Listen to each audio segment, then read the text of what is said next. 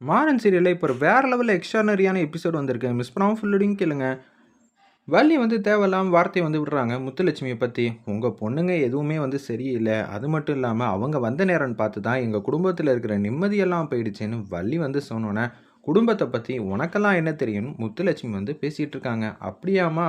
நான் குடும்பத்த நல்ல விதமா தான் வளர்த்துருந்தேன். என்னோட 3 பசங்களும் எப்படி இருக்காங்க? உங்க 3 பொண்ணுங்களும் எப்படி இருக்காங்கங்கிற மாரி அந்த இடத்துல தேவையில்லாம வள்ளி வந்து வார்த்தைய விட்டுக்கிட்டே இருக்காங்க. சண்டைய வந்து வளர்த்துக்கிட்டே போறாங்க.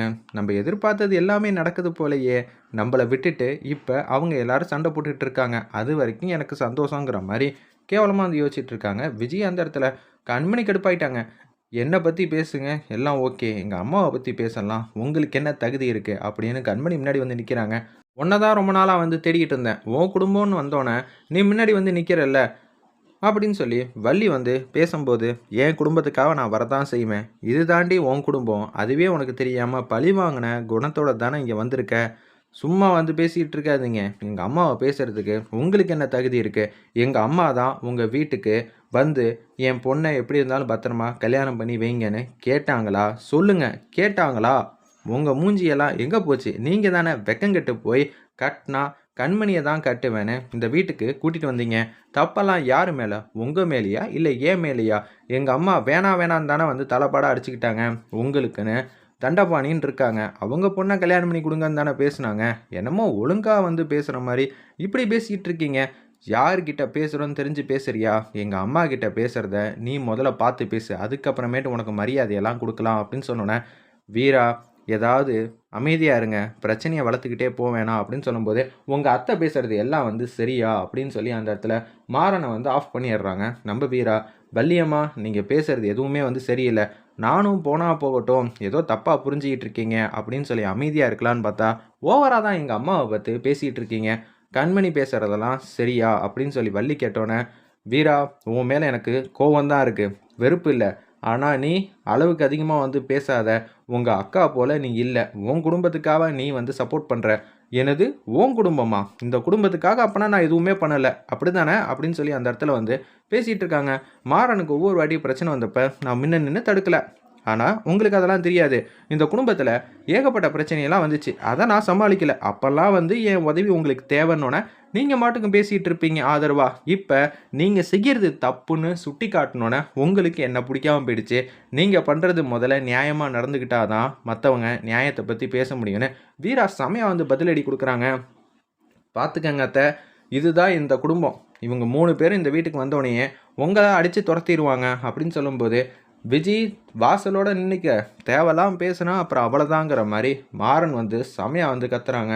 விஜி நீ உள்ள வா. எதுவா இருந்தாலும் பார்த்துக்கலான்னு சொல்லி, வள்ளி வந்து நான் ஃபுல் அண்ட் ஃபுல் விஜய்க்கு மட்டும் தான் வந்து சப்போர்ட் பண்ணுவேன். எனக்கு வேற யாருமே வந்து தேவையில்ல. உள்ள வா அப்படின்னு சொன்னோனே, வந்தனா அவ்வளதான்னு கார்த்தி வந்து பேசிட்டு இருக்காங்க. அத்தை சொல்லிட்டாங்க. நான் இனிமேட்டு வராம இருப்பேனா அப்படின்னு சொல்லிட்டு உள்ளுக்குள்ள மாஸா வந்து வந்துகிட்டு இருக்காங்க. நம்ம விஜய் இத பார்த்தோன்னே செமையா வந்து முறைக்கிறாங்க. "பார்த்தீங்களா அத்த, எனக்கு இந்த வீட்ல மரியாதை இல்லன்னா நான் நேத்தி வந்தவ. நீங்க ஆரம்ப காலத்துலேருந்து நிக்கிறீங்க. ஆனா நீங்க வளர்த்த 3 பசங்களும் எதுவுமே பேசாம உங்களுக்கு சப்போர்ட்டே பண்ணாம அமைதியா நின்னுட்டு இருக்காங்க. அத நெனச்சா தான் வேதனையா இருக்குன்னு" சொல்லிட்டு பசங்களுக்கும் வள்ளிக்கும் சண்டை மூட்டி விடணும்னு விஜய் வந்து பேசிட்டு இருக்கிறப்ப, "டேய்! உங்களெல்லாம் நான் வந்து வளர்க்கலையாடா? கஷ்டப்பட்டு தானடா வளர்த்தேன். யாருமே வந்து பேச மாட்டேங்கிறீங்க. கொஞ்சமாவது நீங்க எனக்கு சப்போர்ட் பண்ண வேணாமா?" அப்படின்னு சொன்னோனே, "வீரா அமைதியா இருன்னு" ராகவன் வந்து பேசுறாங்க. "மாமா தேவையில்லாம இந்த விஷயத்துக்குள்ள வராதீங்க. யாருகிட்ட வந்து பிரச்சனை இருக்குன்னு உங்களுக்கு தெரியாதா என்ன? இந்த குடும்பத்துக்காக நாங்க எவ்வளோலாம் வந்து கஷ்டப்பட்டுருக்கோம். ஆனா இவங்க தான் புரிஞ்சுக்காம இப்படி பேசிட்டு இருக்காங்க" அப்படின்னு சொன்னோனே, "என்னத்த உங்கள போய் இப்படியெல்லாம் பேசுறாங்க?" அப்படின்னு சொல்லி அந்த இடத்துல விஜய் வந்து சொல்லிக் குடுத்துக்கிட்டே இருக்காங்க. அவங்க 3 பேரும் ஆசைப்பட்ட மாரியே இந்த வீட்டுக்கு வந்துட்டாங்க. அதுக்கப்புறமேட்டுக்கு உங்க உதவி தேவையில்ல. இனிமேட்டு அவங்க வச்சது தானே சட்டம். உங்ககிட்ட இருக்கிற கொத்து சாவிய வாங்கணும் தான் அவங்க ஆசைப்பட்டுட்டு இருக்காங்கன்னு விஜய் வந்து சொன்னோனே, "ஓ! அதுக்கு வேற இவங்கலாம் ஆசைப்படுவாங்களா? பணத்தையே இவங்கலாம் முன்ன பின்ன பார்த்ததில்லல்ல. அதனால தான் இப்படியெல்லாம் வந்து பண்ணிட்டு இருக்காங்கன்னு" சொன்னோனே, "ஏய்! நாங்கலாம் கஷ்டப்பட்டு ஆட்டோ ஓட்டி சம்பாரிக்கிறவங்க. பணத்துக்கு பின்னாடி நாங்க போவோம் தான். ஆனா தேவைக்கு மட்டும் தான் நாங்க எடுத்துப்போம் தவிர, அதுவும் உழைச்சு கஷ்டப்பட்டு எங்க காச தான் எடுத்துப்போம். அடுத்தவங்க வீட்ல உட்காந்துக்கிட்டு நாலு கணக்குல வந்து சாப்பிட மாட்டோம்." அப்படின்னு விஜய் கிட்ட தான் வந்து பேசுறாங்க. "பார்த்தீங்களா அத்த, இந்த வீட்டுக்கும் உங்களுக்குமே சம்மந்தம் இல்ல. நீ தான் ஓசி சோறு சாப்பிடுறன்னு" சொல்லிட்டானோனே, வள்ளி வந்து செமையா வந்து கத்துறாங்க. கத்தும்போது, "என்னடி ஓவரா எங்க அத்தைக்காவ யாரும் பேசலன்னு நினைக்கிறியா? நான் இருக்கேன்னு" சொல்லிட்டு முத்துலட்சுமிய அடிக்கலான்னு அந்த இடத்துல யோசிக்கிறாங்க விஜய். இப்போதைக்கு முத்துலட்சுமிய அடிச்சு வீட்ட விட்டு தொரத்துனா மட்டும் தான் இந்த பிரச்சனையெல்லாம் வந்து அமைதியாகும். நம்மள பத்தி எல்லாம் மறந்துருவாங்க. 2 குடும்பத்தையும் பிரிச்சிரலான்னு சொல்லிட்டு யோசிச்சுட்டு அந்த இடத்துல முத்துலட்சுமி அடிக்கலான்னு கை ஓங்குறாங்க. அப்பன்னு பார்த்து வீரா வந்து முன்னாடி நின்னு விஜய் அடிக்கலான்னு வரப்ப, விஜய் வள்ளிக்கு பின்னாடி வந்து நின்னுக்கிறாங்க புத்திசாலித்தனமா. உடனே அந்த இடத்துல வீரா ஓங்குன கை அப்படியே வந்து போயிடுச்சு. வள்ளி பக்கத்துல வந்தோனே அப்படியே வந்து கை வந்து நிக்கிது. வீட்ல இருக்கிறவங்க பார்த்தோனே, "பார்த்தீங்களா மாமா, வள்ளி அத்தையே வந்து கை ஓங்கி அடிக்கிறதுக்கு வந்துட்டாங்க." ராமச்சந்திரன் இவ்வளோ நேரம் அமைதியா இருந்தவங்க, "உங்களெல்லாம் நம்புனதுக்கு இந்த வீட்ல விட்டதுக்கு நல்ல மரியாதை பண்ணிட்டீங்க. ஏன் தங்கச்சின்னு கூட பார்க்காம வீரா அடிக்கிறதுக்கு கை ஓங்குறியா? பார்த்தீங்களா மாமா, நீங்க இருக்கும்போதே அத்தைக்கு இந்த ஒரு நிலைமை.